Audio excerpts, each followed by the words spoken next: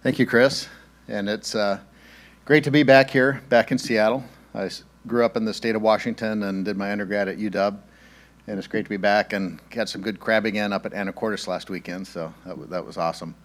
And it's great to be back talking to the NewSpace conference. It's been several years since I've been to talk to you all, but it's always great to talk to this group. Let's see if I can get this started here. Okay.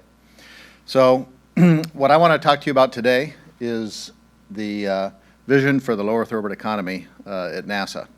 And as Chris mentioned, I'm on detail to the Human Exploration and Operations Mission Directorate, and I've been tasked with sort of putting together the overall strategy for the agency and how we develop the low Earth orbit economy. And we've put together the plan, and that's what I want to talk to you about today. And we rolled it out about a month ago. But let me start with just the vision. What NASA is seeking with a low Earth orbit economy is a robust low Earth orbit economy from which NASA can purchase services as one of many customers. So basically, NASA doesn't want to be the only game in town. We don't want to be owning and operating systems like the International Space Station. We want there to be commercial destinations in LEO from which we can purchase the services that we need, research, astronaut training, and we want to be one of many customers for those commercial destinations in LEO. So what I want to talk to you about today, I'll give some background and some strategy overview and some guidance that we have from the Congress and from the White House, and some interagency work that's been done with Commerce and State Department. And then what we rolled out was a 5-point plan for how we can get there. And I'll talk about each of the elements of the plan. We've established a new ISS commercial use and pricing policy. We've approved private astronaut missions to the space station, and we've got some of those in work. We're initiating partnerships to work with the private sector to develop commercial destinations in LEO. There's a lot of activities going on trying to stimulate the demand side of the equation. We've got to work both the supply side and the demand side for this economy to work. And NASA typically just focuses more on the supply side and developing capabilities, but we recognize that for this to be successful, the agency and the government has a role to play in trying to help support these emerging markets. And so there's some interesting activities going on there. And finally, the fifth element of the plan was a follow-up from a white paper that was issued last year that talked about all the kinds of activities that NASA needs to do in the future, research and technology development and so on. And so we, in this update, quantified what some of those requirements are, the idea being to reduce some of the uncertainty that industry has in putting together their business plans for what they can expect for NASA as a customer. So we wanted to quantify those things and help reduce some of that uncertainty. And that's sort of a common theme throughout a lot of these activities. It's reducing the uncertainty for industry in putting together their plans and developing the business cases for how they can pursue these commercial destinations in LEO. And then I'll wrap up with just a summary of a lot of the resources that are available on the web that you can follow up with. Thank you. I needed my X-ray glasses through the podium. All right, so let me just start out with some of the goals for human spaceflight in LEO and some of the guidance that we've got from the Congress and the White House. And in the NASA Transition Authorization Act of 2017, the Congress talked about a new regime in low Earth orbit where NASA is one of many customers. And there was in the 2019 President's budget request, there was language in there about ending direct federal funding of the ISS by 2024. That's a change in the 2020 budget, and I think there's a lot of confusion on that, and that's an issue that I think is important for people to understand, because there was a perception that the ISS was going to end in 2024. The ISS is not going to end in 2024, and I think the language that you can see here recognizes that there's going to be a transition period. And one of the key elements is we want to make sure as a nation to avoid the situation that we still find ourselves in after the shuttle retirement, where we don't have a U.S. capability to launch astronauts to the space station or to low Earth orbit. Hopefully we'll have that soon with Boeing and SpaceX working on the commercial crew. But we want to make sure that we have a good handoff from the ISS to these new commercial destinations. We anticipate that there will be a several-year transition period where they continue to demonstrate capabilities, and not until we're confident that we won't have a gap in the ability to have humans in low Earth orbit will that transition finally occur.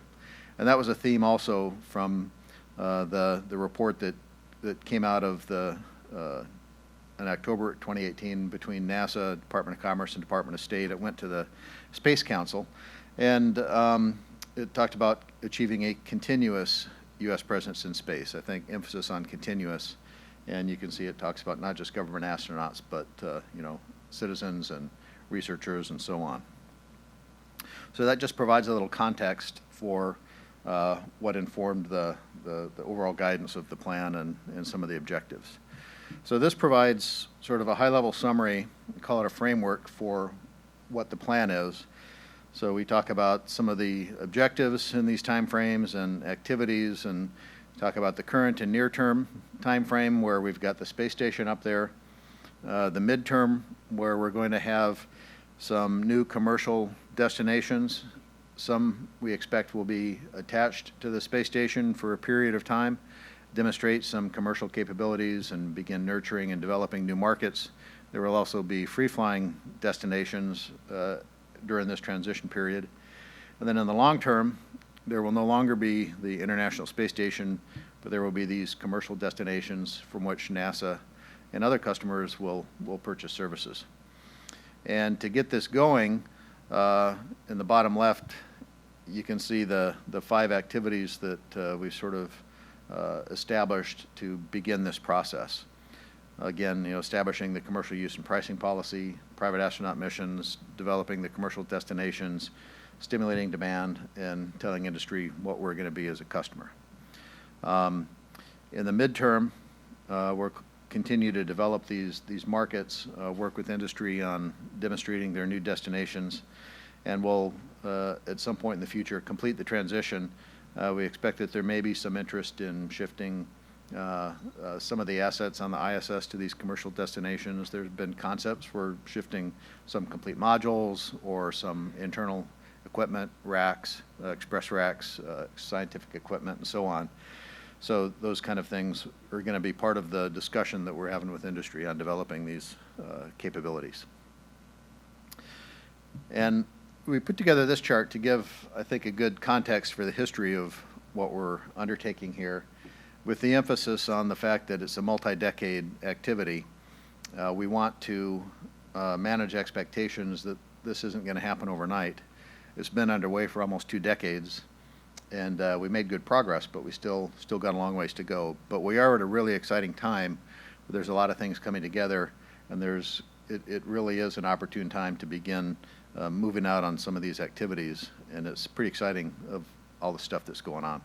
So you can see historically, got a little formatting problem here too. In the 2005 timeframe, COTS was officially started, and we had the initial COTS competitions with SpaceX and RPK, and then RPK was not successful. Orbital Sciences joined in. We had the first competition for acquisition of services in CRS-1, and then later CRS-2, and you can see the CRS contracts there, and the process that went out, and we've now got 2 systems routinely delivering cargo to the space station as a service, and we got a 3rd one in development. And similarly, with commercial crew, that same type of approach was taken to partner with industry to develop the capabilities, and then have competitions to acquire services, and then the industry will provide those services through those capabilities they developed. And we hope to have both of those capabilities flying by the end of this year. It may take a little longer than that, but we expect to have that soon. And for ISS utilization, about the same time as the COTS program was officially started, ISS was designated a national lab by the Congress. And there have been a lot of activities going on with ISS National Lab, and there's a designation that about that 50% of the U.S. capability on the space station be made available to the ISS National Lab. And CASIS manages the ISS National Lab for NASA and manages the selection and assignment of research projects that are going to the station. There's been a lot of commercial activity going up through the National Lab, and their scope is R&D, research and development, for things that go up to the National Lab. And there have been R&D projects from government agencies, from academia, and a lot from industry. A lot of commercial activities on the ISS through the ISS National Lab. In fact, recently, over half of the experiments that are going up to the ISS National Lab have been commercial experiments. But it's limited to R&D. So there previously hadn't really been a path for projects that had been matured to the point where they need to enter into manufacturing and production beyond the R&D phase. But with this new policy that we have, we now can accommodate things on the station that are manufacturing. And that will also further help define what the opportunities are for commercial stations in the future, where these manufacturing entities can be customers of theirs for various services. And in ISS also, with the commercial facilities, there's been a great amount of activity there. There's currently, I think, 14 different commercially developed facilities on board the ISS that have been developed by 11 different companies. And NASA and other entities are purchasing services from those commercial facilities. So this has been a great success, and there's more coming on that. We're excited about a new airlock that's being developed by Nanoracks that's going to be launched to the station, and that'll be yet another commercial facility at the station.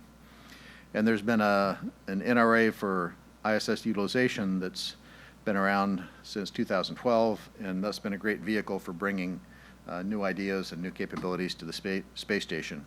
Some of the private astronaut mission discussions have initiated through that.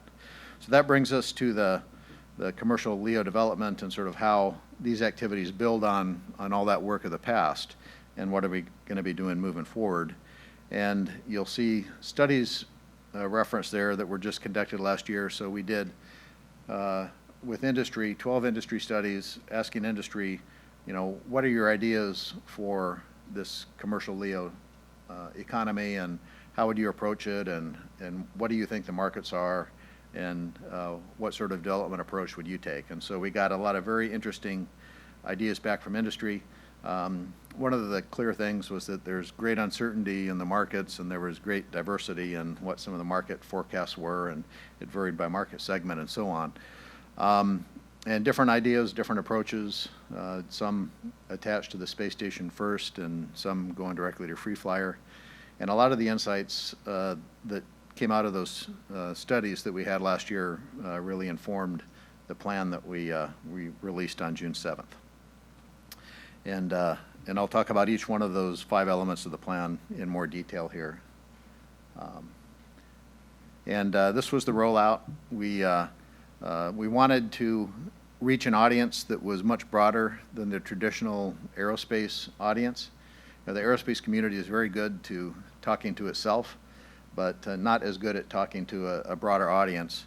And so we were able to work it out with NASDAQ to have it in New York and use their facilities and reach a much broader audience than the typical aerospace audience. And I think we were quite successful in that. Got a lot of good feedback and a lot of information out there. So now we'll talk about the plan. I'll start out with we have a document that provides an overall summary of the plan. This is available. You can see the mini URL there, so if you want to download that, it's available. And it's on the NASA LEO Economy website.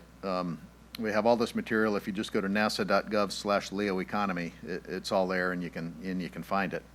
But I included some links to some specific things like this. So this plan lays out the overall strategy and how things tie together, and talks about the commercial use and pricing policy, the private astronaut missions, the developing commercial destinations, demand stimulation, and then the future demand. So there's going to be a test at the end to make sure everybody remembers these 5 elements of the plan, okay? I'll repeat them enough. So to start out with the commercial use and pricing policy, and this was something that we wanted to put in place to clarify what was allowed.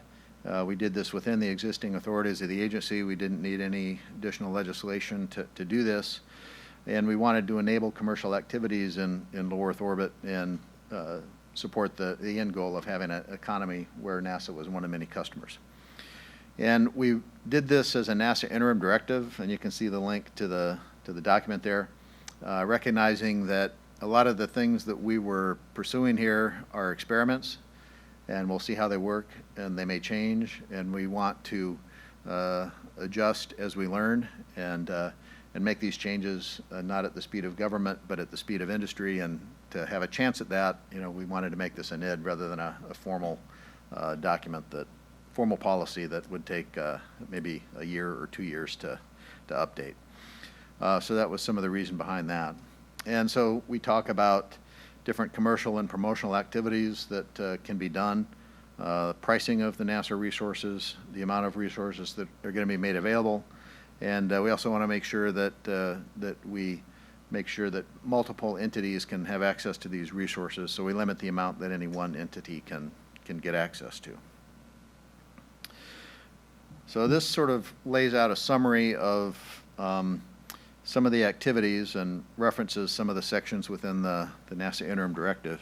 If you look at the green box in the upper left, that sort of summarizes where we were before the policy and the kind of things that could be done.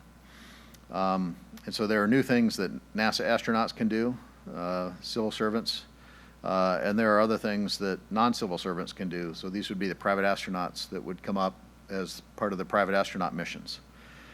So we have Category A activities, which have some tie to either needing the microgravity or space environment, having some nexus to the NASA mission, or materially contributing to a sustainable low Earth orbit economy. So there's got to be some connection there. Category B are things that really don't have any connection to any of those. So if somebody wants to just fly trinkets and bring them back, that's not, you don't need microgravity to do that, and it's not really related to NASA's mission, and it's sort of a one-off thing and not really going to help with a sustainable economy. But if there are things like on-orbit manufacturing, developing new products and so on, then those fit under Category A. But so NASA's civil servants can support things under Category A if there are companies that want to do commercials, or if there are movies that want to be filmed, for example. NASA civil servant astronauts can support that behind the scenes, so they can hold the camera, support the activities, but they can't.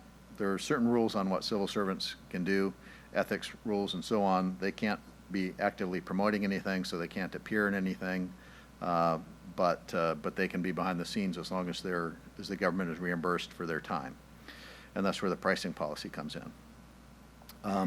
So for Category B, NASA folks can't do that, but when we have private astronauts up there, they can do those other activities. So, and this is the resource allocation. We set aside 5% of the NASA allocation. So the U.S. allocation is basically 50% to the ISS National Lab, which I mentioned earlier, and then 50% to NASA. So in effect, we're setting aside 2.5% of the U.S. Resources. And this was an amount that we're confident that we can provide those resources without having any impact on the ongoing NASA priorities. There's a lot of research still underway for reducing risk for long-duration spaceflight, the return to the moon and onto Mars. And the folks who plan all the ISS activities are very good at squeezing in as much as they can, and there's duty cycles for different resources, and if you can schedule things in the right way, you can fit different things in. So we're confident that we can do that on essentially a non-interference basis with the NASA priorities. So let me go to the next slide. So on the pricing policy, We wanted to establish prices that would help industry in understanding how the market is responding to these prices and help that inform their development of business cases for their commercial destinations to understand what the potential market may be. We didn't want to, we debated how to set up the pricing and wanted to have it such that it would inform industry, but not too high in that if it was too high, it may sort of squeeze out these potential nascent markets and people trying to do things. So we worked internally to provide those prices, which is lower than what our actual reimbursable costs are. But because all these activities are related to the NASA mission, we can do that. And we view this as sort of an experiment where we'll see how the market responds. We want to share all this information with industry, and if we have huge demand at the prices we've set, we may adjust those up and again share that information with industry. That'll help inform them, you know, as they're putting together their businesses and developing the markets for things going forward. So we're starting out with up mass, down mass, trash, and crew time for immediate activities, and then there's other resources that could be made available to private astronauts once we have private astronaut missions. And again, the 5%, and we're limiting the amount that any one company can get in a year so that we can have multiple folks pursuing these things. So this is the structure we have. The green on the top are things available immediately, and then the yellow would be associated with private astronaut missions when we have private astronauts coming up. And as I said, you know, this isn't what NASA's full cost reimbursement is. It's quite a bit below that.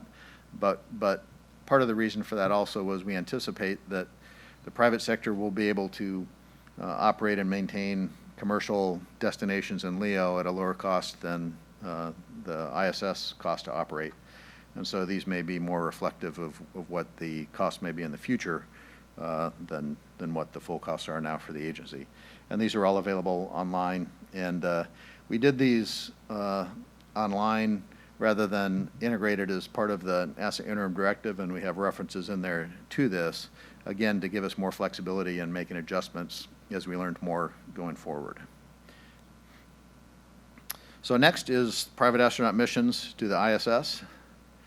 There is historical precedent for this, as folks have mentioned earlier during the course of the conference. Russia has sold seats on Soyuz for 8 private astronaut missions in the early 2000s. And those were reportedly in the press about 25 to 45 million per mission. And there's one seat that's been sold to a UAE spaceflight participant for a flight in September of this year. And in fact, UAE folks are in Houston starting their training as we speak. And current NASA plans for this, we want to enable private astronaut missions using vehicles under development under the Commercial Crew Program from SpaceX and Boeing. And the goal for this is to have commercial charter flights where these would be flights in addition to the 6 flights for each that are already under contract to deliver NASA astronauts to the ISS. So there's private organizations that are working to pull together private astronauts and purchase one of these flights to the ISS. And we've started to plan for the accommodation of this on the ISS, and there's something called the FPIP, the Flight Planning Integrated, or I can't remember what it stands for, but it's the planning manifest for activities on the station. And so we've got 3 private astronaut missions already in the planning flow. The first one is for October of next year, October 2020. If deals are in place and if Boeing and SpaceX have the capabilities to add an additional flight, you know, the space station can accommodate it. And then there's one about every 6 months after that. And these could be for missions of duration up to 30 days at the ISS. And NASA will be encouraging foreign governments to work through U.S. companies if they're interested in sending some of their sovereigns to the ISS. And as I mentioned, we have the ISS Utilization NRA, and it's sort of a broad umbrella for seeking ISS utilization activities. And we've had discussions underway with firms for the last 2 years about these private astronaut missions, and they've come in and sort of worked it through that broad umbrella. But we wanted to make it easier for new entrants into this, and so we've established a new focus area within the ISS utilization NRA, specifically targeting private astronaut missions. And so that's been released and is available on the website, and I've got, there's links to it on the web, and I've got those at the end of this presentation as well.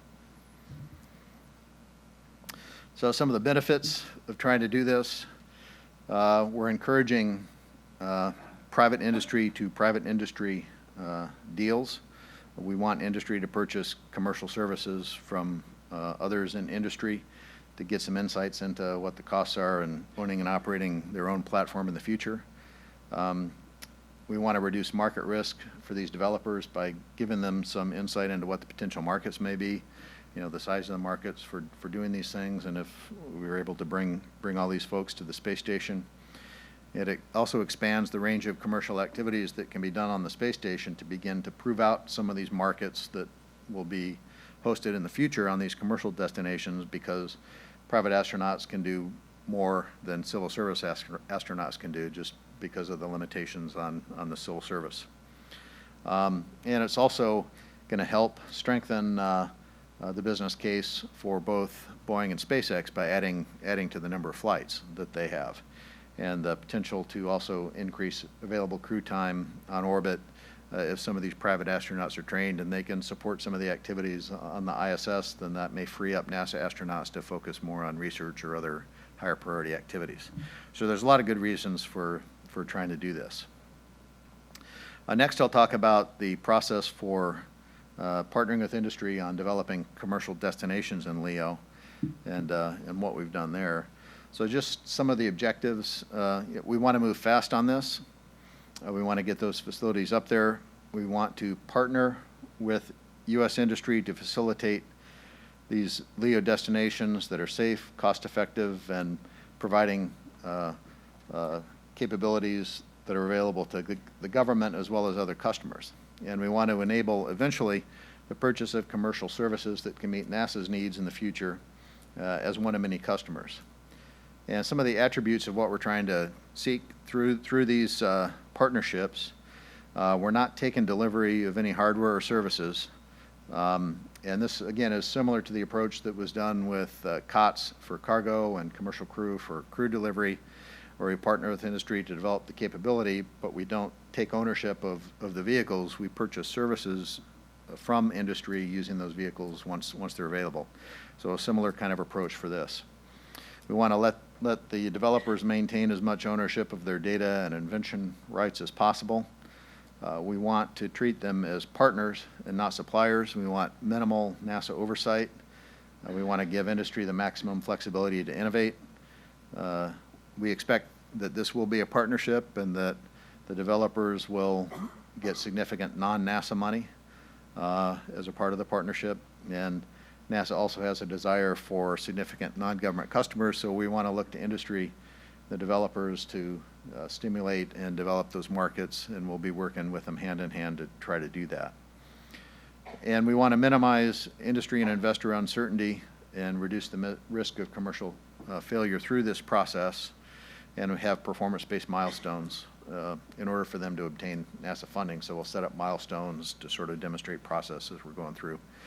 And so we've done this in the past with a number of different mechanisms, and NASA's been using quite effectively the broad agency announcement, and we decided to add this to the next step 2 BAA, and so we've added from this overall effort three new appendices to the next step BAA, and for the developing the capabilities I'm talking about here, it's Appendix I and Appendix K.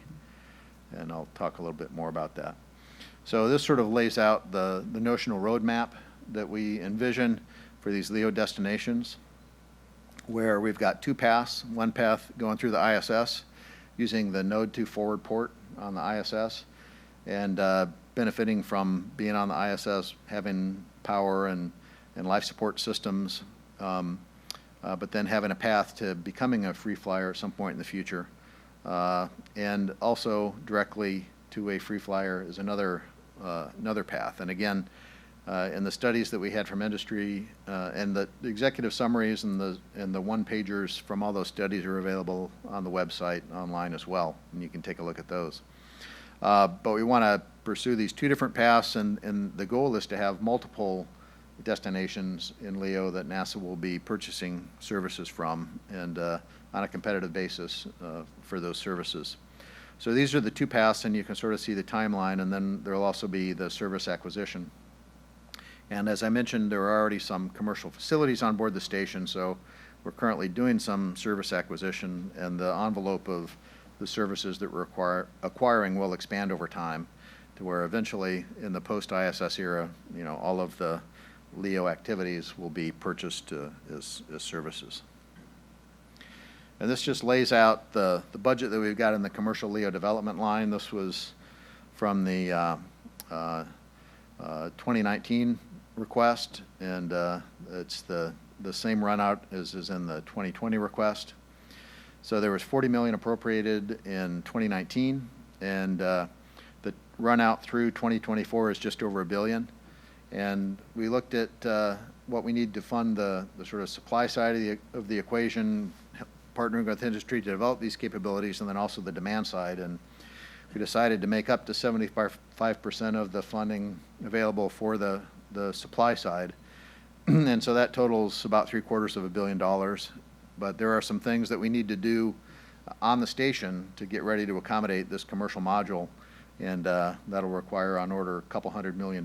So we have about 550 or so $1 million available in this time frame to partner with industry on these two paths, both the free flyer and the port.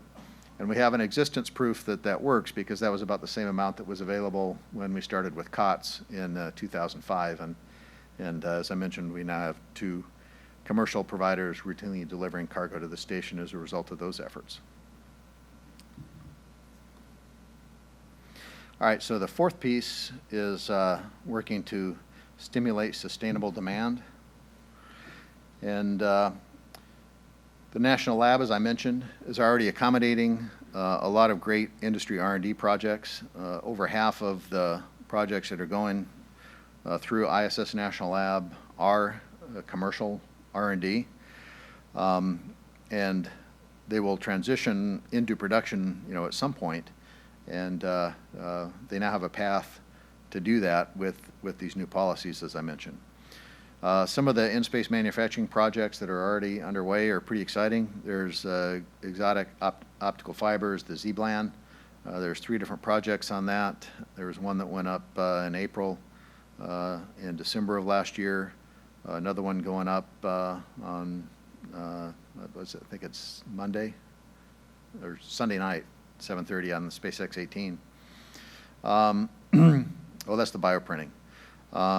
In industrial crystallization, superalloy casting, ceramic stereolithography. You can see a number of projects that are already underway, going through the National Lab to pursue the R&D on these, and we hope to soon get them to the point where they can actually go into production and begin selling products.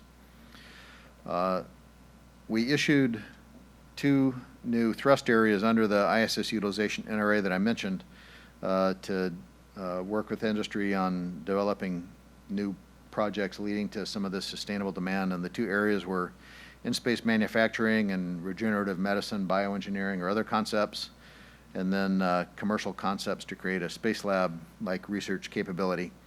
And so we did 2 rounds of this. We have the first round of proposals in. The second round are due July 28th, and a lot of very interesting proposals to do this. And what we want to do is, partner with industry to mature these technologies along so that they can actually start these businesses and move through that maturity level. We want to continue this pipeline of projects going through the ISS National Lab and then graduating beyond the R&D phase and going into production and commercial operations.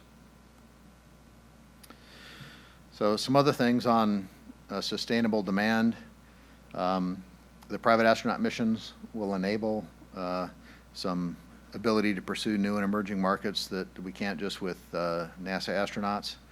And the ISS access will also facilitate and enable growth for some of these new and emerging markets. And I expect there are things that that nobody has thought of yet that will emerge from this.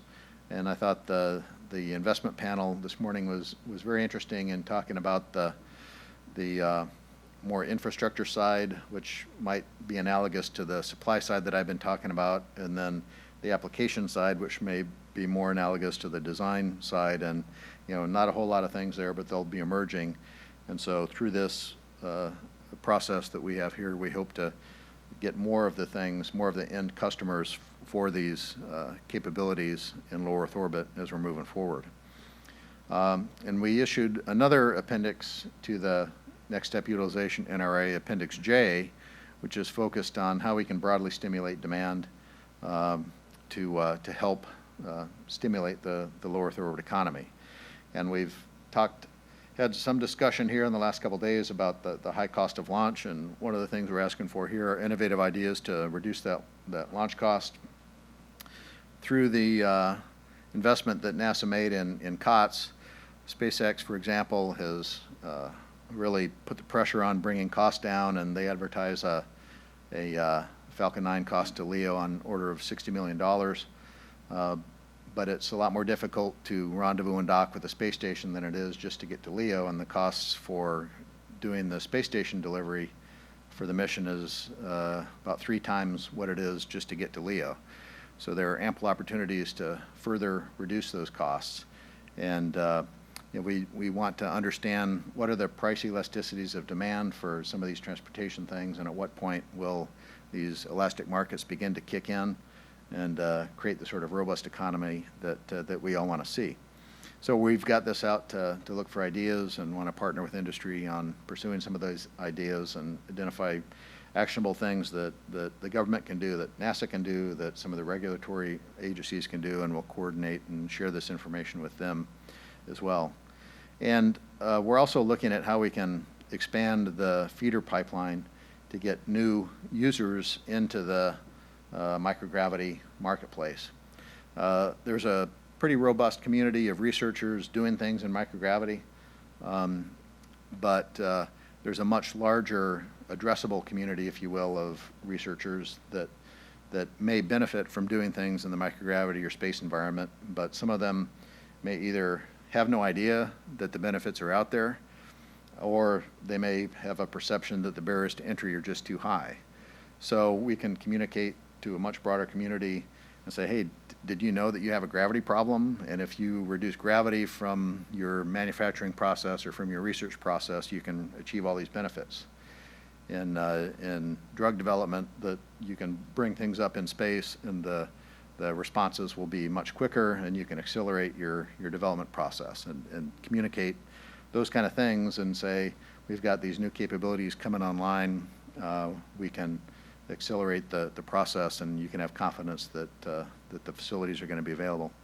And also that the barriers to entry aren't just for going to the ISS, that there's a whole community of capabilities to do microgravity research, starting some things you can do on the bench in the lab, some things you can do in drop towers for a couple seconds, some things you can do on parabolic flights for 30 seconds, and suborbital for a few minutes at a time. And a lot of folks that have no idea that they could benefit from the microgravity environment certainly don't know that there's this whole range of opportunities available, and they can dip their toes in and see if there is a there in terms of the process that they're interested in, and we can really reduce those perceived and real barriers to entry by making it easier for folks to access the range of opportunities that are out there. And so we've begun having discussions internal to the agency on how to do that, and we'll be working with ISS National Lab and others and try to broaden the pipeline for new entrants into this market.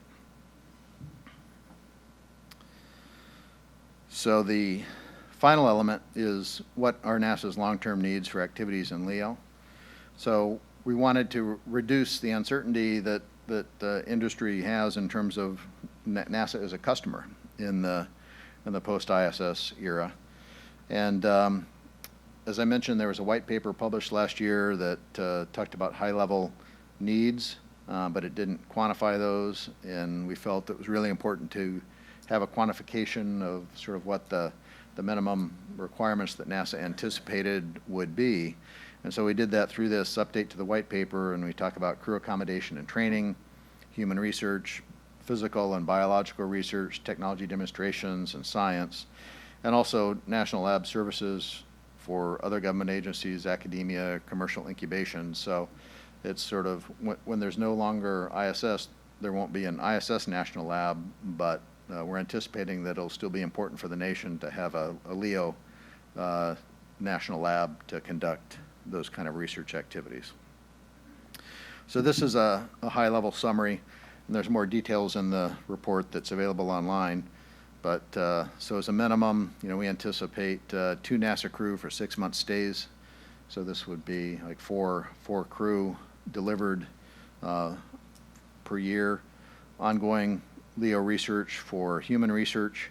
And one of the key things here is long duration missions to do some Mars analogs in low Earth orbit, and those could be longer than 1-year missions.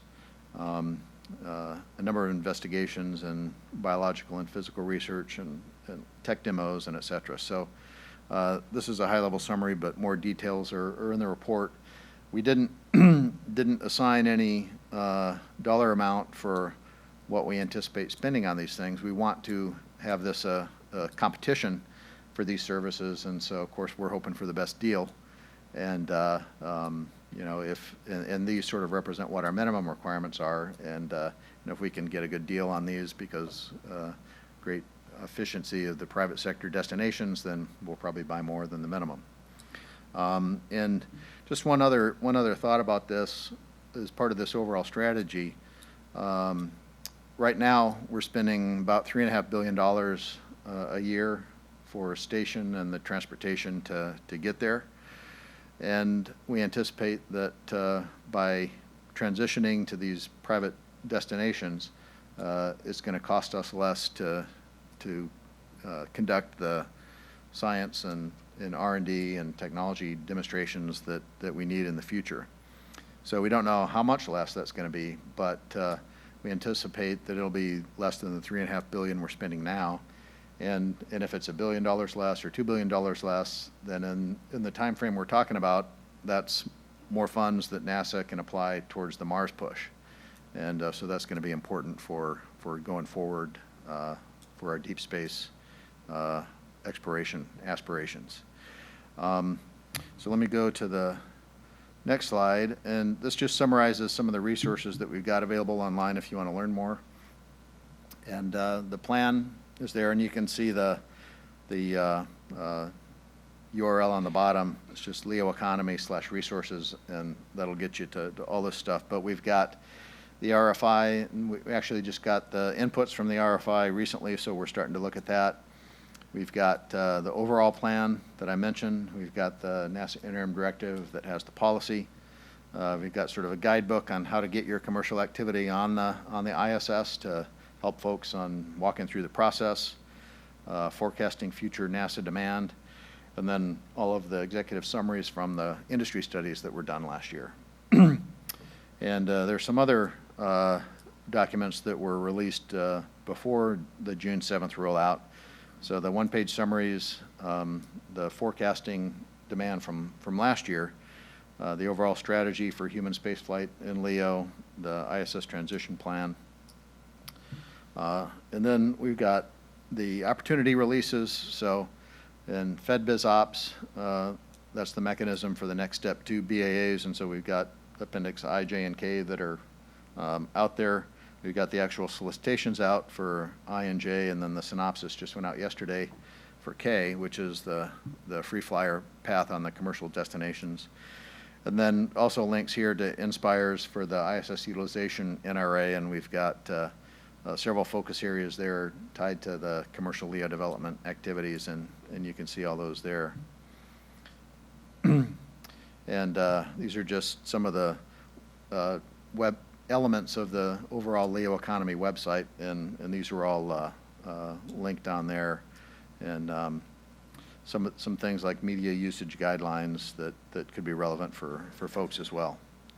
So so that's what we're planning, and we're pretty excited about the opportunity. I think it's a big change in terms of what may be possible, and what we're trying to do is set the stage for industry and hand over the reins of activities in low Earth orbit to industry so that NASA can focus on what's next beyond low Earth orbit, and we want to be a good customer and purchase services from these future destinations in LEO. So happy to open it for questions. Yeah, I noticed you didn't mention depots at all, but Yeah, thank you. So it seems like a depot, is in Elon's plans for SpaceX. They're going to do a depot to launch fuel and then merge with fuel to go to Mars. And wouldn't it be great to have a standardization of a depot? How we're going to dock with it, and maybe orbit maintenance, some way to keep it, at a certain position, and standardize that and use COTS to build the depot and then to fund it to fill it with fuel or water or whatever people need. It's like a grocery store, in orbit there that people can get to with supplies they need. And couldn't that be a great mission for NASA to design and create incentive for people to build and fuel that station? Yeah, I've always been a supporter of depots myself personally, and that's going to be a critical element for what we have on our lunar plans and the move towards sustainability and extracting water ice from the moon, and we'll be needing depots to accommodate that and so on. So that's clearly a part of the longer term plan, but the focus for this plan has been really human activities in low Earth orbit so that we can get what we need in a post-space station era. Okay. But from the broader perspective, certainly depots will play a key element in the overall architecture. Super. The other thing I was thinking is we were talking about deorbiting space junk. Wouldn't it be great to give that a value? It's like so much per pound to deorbit, just to give people an incentive to shoot for, trying to take that stuff down. That's another interesting idea. Yeah.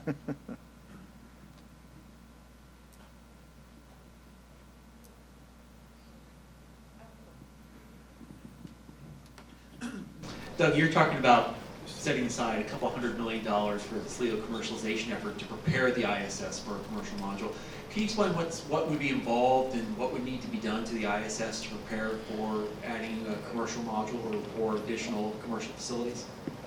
Yeah, we would need to do some adjustments to the ISS utilities, power, communication, thermal, to get there, and they're with the new module there would also need to be, I think, some rework of the approach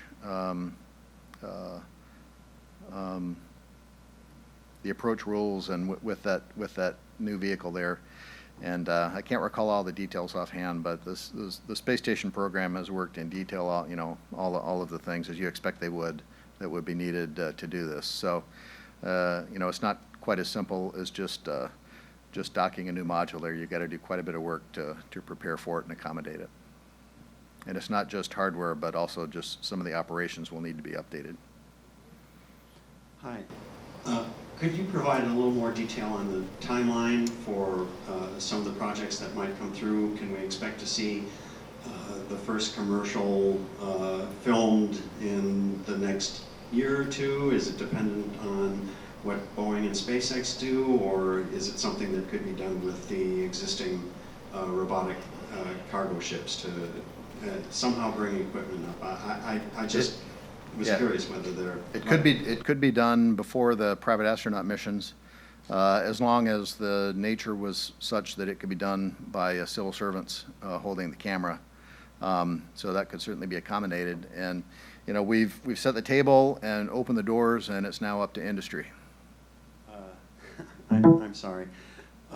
So the door is open, and have you gotten a response yet? I'm just curious whether we could see some announcements. I don't know whether it would be from NASA or from the people who actually are able to put together the projects. Yeah, the announcements would be from the people doing the projects. And we have received quite a bit of interest, but can't really comment on any specifics. But there has been a lot of interest in these capabilities. So could you tell me why You call them commercial LEO destinations and not commercial LEO space stations. What's included in that? Well, space station has a certain connotation, perhaps because we have the International Space Station. You know, it could be a synonym for commercial LEO destination, but we didn't want to have any implicit perceptions that it's going to be a duplicate of the space station. And there'll be destinations in low Earth orbit that humans can go to and that research can be done at. And you know, in our solicitations, we're saying these are the kind of activities that NASA would like to do, but it's up to industry to define what the destination is going to be and what capabilities it has to support those different activities. And much like was done with COTS, there were a number of capabilities that were needed, and it was up to industry to say we'll satisfy some or all of those. And so it's a similar approach. Yeah. You had this up there, but it was too far away from eyes to see. Do you happen to know off the top of your head the total cost per day per private crew member? It looked like it was about 35,000, maybe 40,000. I'm not too sure. Yeah, I think it's about 35, and that was one of the things that was captured in a lot of the press associated with the rollout. And the NASA CFO Jeff DeWitt sort of joked that you know, it's about 35,000 a night, but you don't get points. Hi, what's the maximum number of spaceflight participants you can have at any one time on station? Well, the capability for the vehicles is to support the commercial crew is 4, and so we can certainly accommodate you know, an addition of 4 on those flights. There's the opportunity to increase the number of crew on those flights above 4, but would be some additional certification required to do that. So there's no issue with 4 on each of those flights, and could potentially be higher, in addition to the ISS, NASA, and international partner crews that are up there. Hi, I just wanted to say, I think it's terrific the direction that you're going. And when I worked on Dennis Tito's flight in the year 2000, your slide deck was for private astronauts was like the slide deck that we showed Dan Golden, and got laughed out of the room. I mean, totally ignored it, hated what we were doing, thought it was against what NASA was about, thought it demystified what it was to be an astronaut. And I think it's terrific that you guys have seen this and doing what you're doing. Thank you. And there was some talk earlier about, you know, the early days of aviation, and if you find an old dictionary, say from the 30s or 40s, and look up the definition of aeronaut in there, and it's, you know, somebody who flies on a powered lighter, you know, a powered vehicle through the air. So in the early days of aviation, people who flew on airplanes were called aeronauts, and today they're called passengers.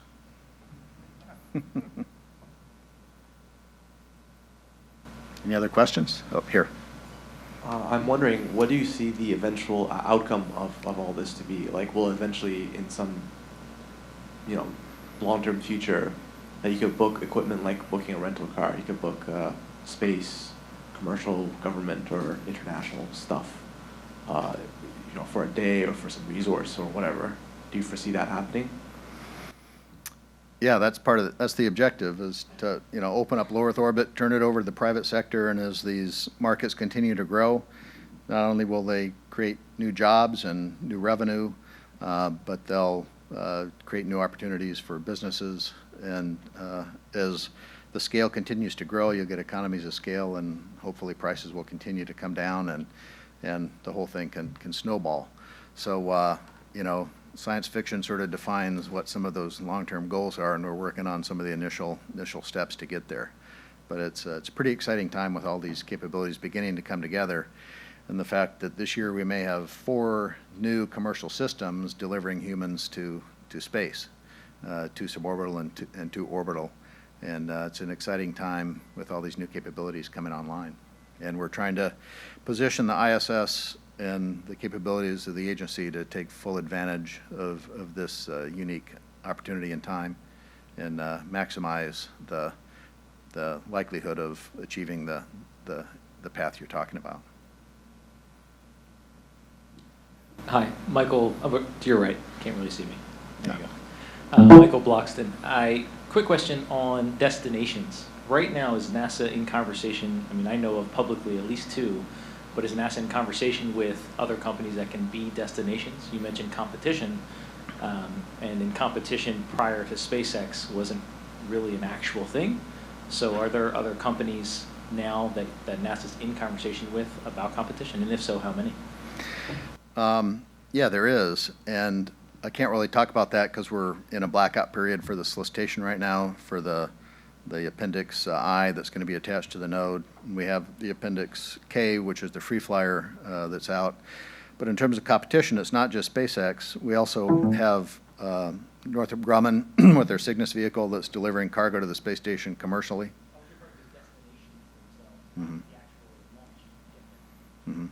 Yeah, and that's what we're trying to have the competition for through the third element of developing these commercial destinations. And as I mentioned, we had 12 participants in the industry studies we did last year. Some of those were suppliers and developers. Some were organizations who weren't in the aerospace business, like McKinsey and Deloitte, who provided some alternate perspectives. But there were many involved in that, and if you look at the website, you can see which of the hardware companies were there, and you can actually see their concepts for what they had defined for some of their path going forward. Sure. Yeah. Oh. So I noticed you had $42 per kilowatt hour listed on your power pricing. So are you charging for life support? I believe it's about 10 kilowatts per astronaut for life support there. That would equate to about $10,000 a day, or is that included in your kind of buy your ticket, use electricity for other prices? Yeah, there's a separate price for, I think, the use of the life support, and we don't charge per use of the toilet, but that's included. You know, it'll be power specific to what additional activities would be undertaken. Yeah, so there won't be a coin slot on the toilet. Don't worry about that. Yes. How many ports will be available? One, the Node 2 forward port. And there have been some questions about the port where the Bigelow beam module currently is. It's too small to accommodate anything larger, anything that could be habitable. Just the geometry of that location is too small to accommodate anything bigger. Yes. You said at one point it cost 3 times as much to go to the ISS as it costs to go to LEO. Could you talk a little bit more about the cost deltas and how we might be able to address them? Well, that's what we are asking industry about, and how can we reduce this overall cost. What are the cost deltas? Like, why is it different in price by 3 times? Well, the advertised price just to get to low Earth orbit is about $60 million from SpaceX. That's just delivering cargo. But to get to the station, you know, things have to be in a Dragon capsule, and you have to have a rendezvous and docking system, and so there's much more complex operations involved. And in terms of the details, you know, you'd have to ask SpaceX, but I'm just sort of making an observation of the delta in prices just to get to LEO versus to get to the space station. So it's much more complex than just launching a payload, because you have to do those rendezvous and docking operations. So there's plenty of challenges out there. And the Appendix J that we have out now, seeking opportunities to broadly stimulate demand, reducing launch cost, is, you know, one of the target areas that we're interested in. Thank you. Mm-hmm. Okay, I got 1 minute left. Any other questions? All right, right here. Have you separated out fuel costs with station? Excuse me, have you separated out the fuel cost for station keeping on the ISS? No. Any idea, any guesses? In other words, you have to maintain its orbit against the drag. Yeah. Well, that's clearly an issue, and yeah, that's part of the barter agreements with the international partners, for example. And, the Russians provide some reboost. The Europeans, the Japanese sometimes provide some reboost, and of course, the U.S. does as well. And we used the shuttle to reboost when we had the shuttle going up there. So there's a number of ways to do that. But that's not part of any of the commercial pricing issues that we have. But that's clearly something that industry needs to think about in developing these commercial destinations, and how they're going to address reboost as part of their maintenance costs, maintenance and operations costs. Thank you. Okay, I think that's it. Thank you all very much.